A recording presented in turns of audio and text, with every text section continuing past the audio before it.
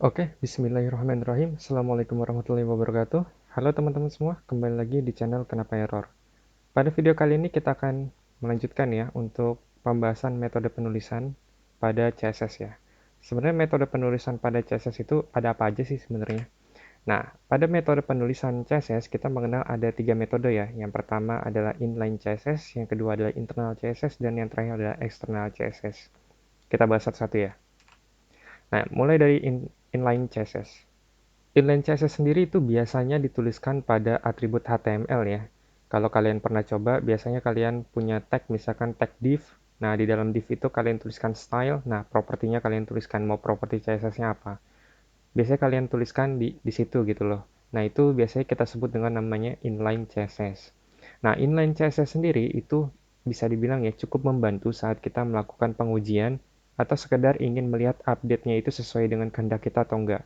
Ini bagus untuk penggunaan inline CSS ini. Tetapi inline CSS itu bisa dibilang kurang efisien. Kenapa? Karena kalau seandainya kalian gunakan untuk yang skala besar ya, project skala besar, ini CSS-nya itu bisa dibilang akan ditulis secara berulang. Kalau misalkan kalian punya tag ya, tagnya misalkan ada 100, padahal properti CSS yang kalian gunakan itu sama. Nah, ini akan diulang-ulang terus, jadinya kurang efisien bagi web kalian. Nah, terlebih lagi inline CSS ini nggak bisa digunakan untuk lebih dari satu file. Jadi hanya untuk file itu saja dan hanya untuk tag itu saja. Ya, ini kekurangan dari inline CSS. Udah gitu, inline CSS sendiri bisa dibilang ya, itu performa webnya akan sedikit menurun, bukan sedikit sih, akan menurun banyak ya kalau kalian gunakan untuk skala yang besar. Maka dari itu inline CSS sendiri agak kurang disarankan ya untuk dipakai, walaupun kalau seandainya kalian ingin melakukan update-update kecil untuk pengujian misalkan, itu boleh menggunakan inline CSS. Nah, seperti yang saya bilang tadi ya, inline CSS sendiri itu hanya digunakan untuk satu tag HTML dan struktur HTML kalian akan cukup berantakan. Bayangkan kalau seandainya kalian punya properti CSS, kalian tuliskan pada atribut HTML, bayangkan seberapa banyak itu. Jadinya agak sulit dibaca HTML kita nantinya. Nah, di sini ada contoh ya untuk kode CSS-nya, inline CSS. Tapi lebih baik kita langsung coba aja ya, biar kalian itu langsung paham untuk studi kasusnya. Silahkan kalian buat sebuah folder baru ya, folder project, bebas kalian taruh di mana aja. Kalau saya tulisnya di dokumen project belajar CSS ya. Kalian bebas tulis di mana aja. Nah, saya ingin buka VS Code saya dengan cara ketikan kode spasi titik ya. Oh, sorry. Nah, oke, kita sudah berada di folder belajar CSS ya. Kita akan coba ya untuk inline CSS itu penggunaannya seperti apa. Silahkan kalian buat sebuah file baru ya bernama inline css.html. Lihat ya, ekstensinya HTML. Ya, silakan kalian tuliskan tag dasar dari HTML, kalian bisa gunakan tanda seru lalu kalian enter ya. Nah, di judulnya sini saya mau ganti menjadi inline CSS ya. Dan di bodinya sini saya pengen sedikit tambahkan ya tag HTML 2 tag aja deh. Div dan h1 ya, dimana h1 ini kita tuliskan hello world ya. Kita save. Saya mau lihat dulu di browser hasilnya seperti apa. Nah, kalian perhatikan ya, ini kita sudah membuka folder project kita ke browser ya, di belajar CSS inline css.html, dan di sini tampil ya hello world kita. Cuma kan di sini biasa aja ya. Kita coba lakukan styling sedikit ya menggunakan inline CSS. Caranya gimana? Caranya cukup mudah ya dibandingkan menggunakan tipe CSS yang lain. Kalian cukup ketikkan style di sini. Nah, di dalam style CSS ini kalian bisa tuliskan properti yang ingin kalian tulis ya di sini. Misalkan saya mau ganti warna backgroundnya menjadi yellow misalkan ya. Kita samakan dengan contoh di slide yang tadi ya. Text align-nya misalkan saya mau kasih center ya. Padding-nya, oke. Saya kasih 24 pixel 0, dan border radiusnya ini saya ubah menjadi 24 pixel ya. Nah, misalkan kalau kalian masih belum paham ya, background color ini fungsinya untuk apa, text align ini fungsinya untuk apa, tenang aja, nanti kita akan bahas ya. Di video kali ini kita akan fokus aja gimana caranya menggunakan metode-metode penulisan pada CSS ya. Kita akan fokus ke situ aja dulu. Kita nggak akan bahas properti-properti yang digunakan ya. Nah, oke. Pada H1 di sini saya mau kasih style juga. Nah, stylenya di sini simpel aja. Saya mau besarkan sorry, saya mau besarkan ya font size-nya itu menjadi 40 pixel, dan color-nya itu saya ganti mungkin jadi green ya, hijau. Word spacing-nya ini saya tulis saja 12 pixel, dan word weight-nya ini oke, mungkin ya normal aja. Kita save ya. Kita lihat hasilnya menjadi seperti apa. Nah, tuh, perhatikan ya. Kita sudah buat sedikit ya styling. Background-nya saya ganti menjadi kuning atau yellow. Lalu di sini teksnya itu saya besarkan ya hello world, dan saya ganti menjadi warna hijau ya. Dan sini saya atur ya word spacing-nya tadi. Ini agak jauh ya, sekitar 12 pixel kayak gitu. Nah, ini kalau kalian menggunakan inline CSS untuk project kalian. Nah, kalau bisa dilihat ya, seperti yang saya sudah bilang barusan, kalau seandainya kalian menggunakan inline CSS, itu agak sedikit berantakan CSS kalian ya. Karena tag HTML dan properties CSS kalian itu digabung menjadi satu. Bayangkan, ini aja untuk menuliskan hello world aja, kita butuh 10 baris ya ini. Kita butuh 10 baris lebih. Bayangkan kalau project kalian sudah skala besar, misalkan kayak kalian punya tag div itu ya 500 div lah misalkan. Seberapa berantakan nantinya CSS kalian dan tag HTML kalian itu digabung kayak gitu. Makanya ini sangat tidak direkomendasikan kalau kalian ingin membuat project yang ukuran besar ya. Kecuali kalian ingin mengecek aja nih, ingin tahu sebelum kalian tuliskan di file lain misalkan CSS-nya, kalian cek dulu nih, oh sebenarnya propertinya itu sesuai nggak sih apa yang saya mau inginkan gitu loh, seperti yang saya inginkan hasilnya. Nah, itu nggak apa-apa, kalian bisa gunakan inline CSS ya. Oke, selanjutnya kita akan bahas ke metode selanjutnya ya. Nah, kita akan bahas tentang internal CSS. Sebenarnya internal CSS ini apa sih? Nah, internal CSS ini bisa dibilang itu relatif lebih mudah dibaca ketimbangkan menggunakan inline CSS. Karena kenapa? Karena internal CSS itu pada umumnya dituliskan di antara tag head ya, di paling atas. Kan tadi ada ya tag head ya. Nah, itu kalian bisa tuliskan style di situ, lalu kalian masukkan properti-properti CSS yang kalian ingin tuliskan ya. Makanya kenapa internal CSS ini bisa dibilang lebih mudah dibaca ketimbang inline CSS. Udah gitu, internal CSS ini bisa dibilang tidak perlu membuat file yang terpisah lalu dihubungkan dengan HTML ya. Jadi lebih mudah ya. Kalau kalian, nanti kita akan bahas tentang external CSS, di mana external CSS itu kita butuh file terpisah untuk menuliskan properti CSS kita, lalu kita direct ke HTML kita.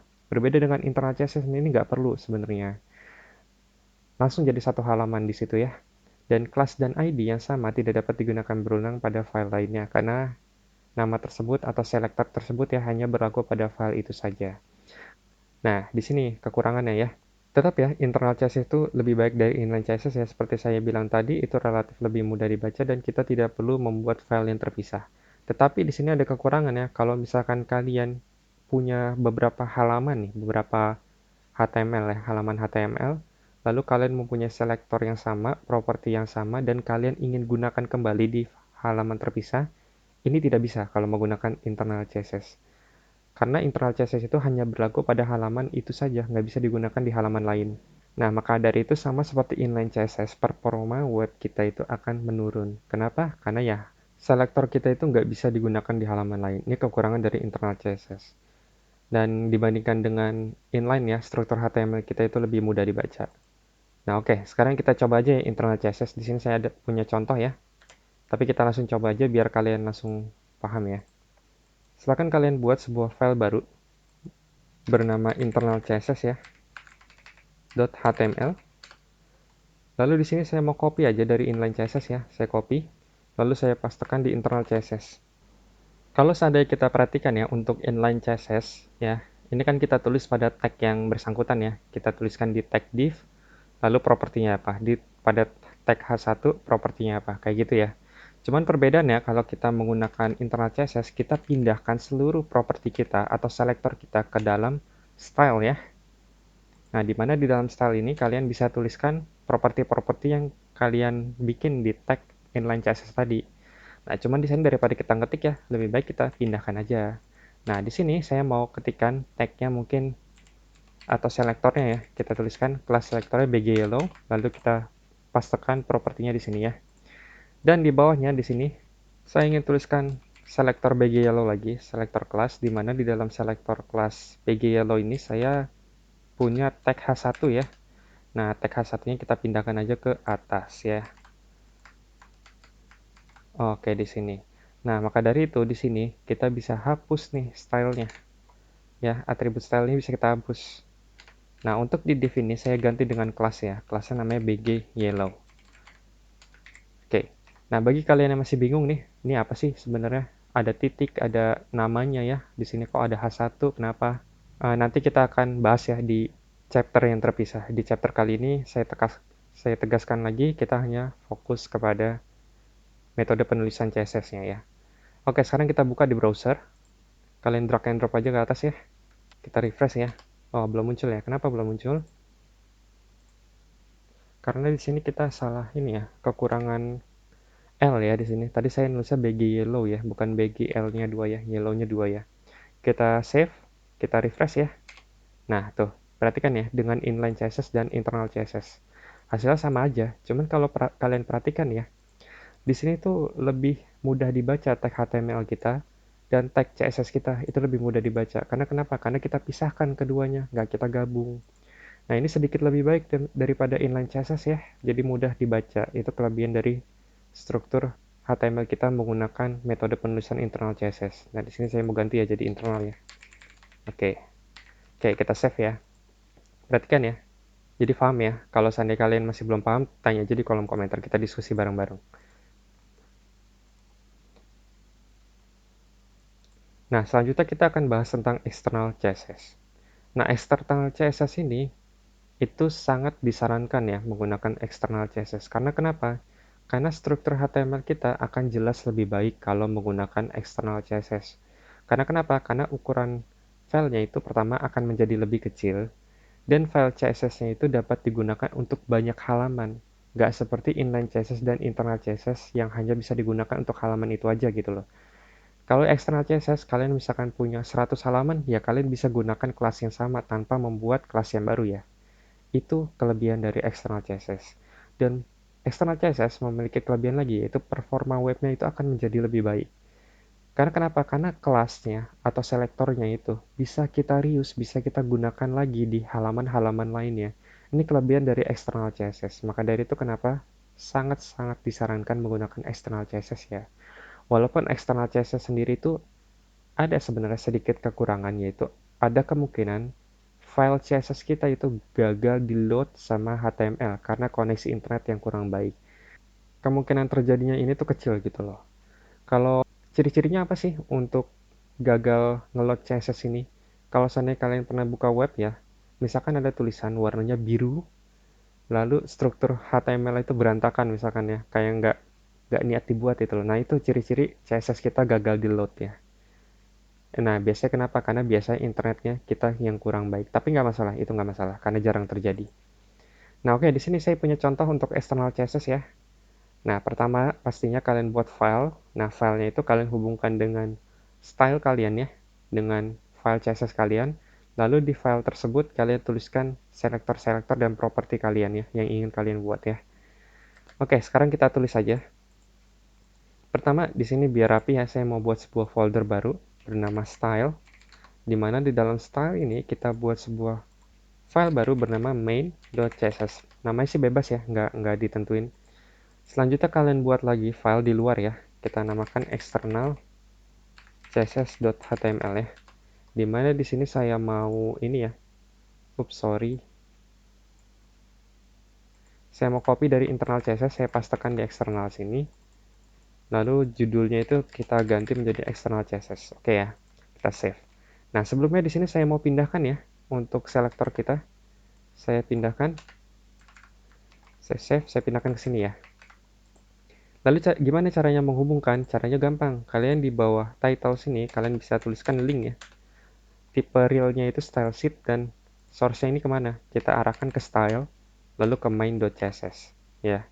Kalau kalian buka di browser kalian, kalian drag and drop ke sini, hasilnya akan sama aja ya. Bandingkan dengan inline CSS, internal CSS ya, sorry, dan external CSS. Hasilnya sama ya, ketiganya. Tapi metode penulisan aja yang beda. Nah, maka dari itu, saya sangat sarankan kalian gunakan external CSS kalau kalian membuat project kalian ya, untuk skala besar. Kalau misalkan untuk ya yang untuk sekedar menguji lah, untuk melihat update-nya itu sesuai dengan keinginan kita apa enggak, kalian bisa gunakan inline CSS ya. Kalau ingin lebih mudah dibaca, kalian gunakan internal CSS, di mana di sini ya selektor kalian taruh di bagian head ya di tag head, lalu di external CSS ini properti selektornya ya kalian pindahkan ke file yang terpisah, lalu kalian hubungkan ya ke tag HTML kalian. Itu kelebihan dari external CSS ya.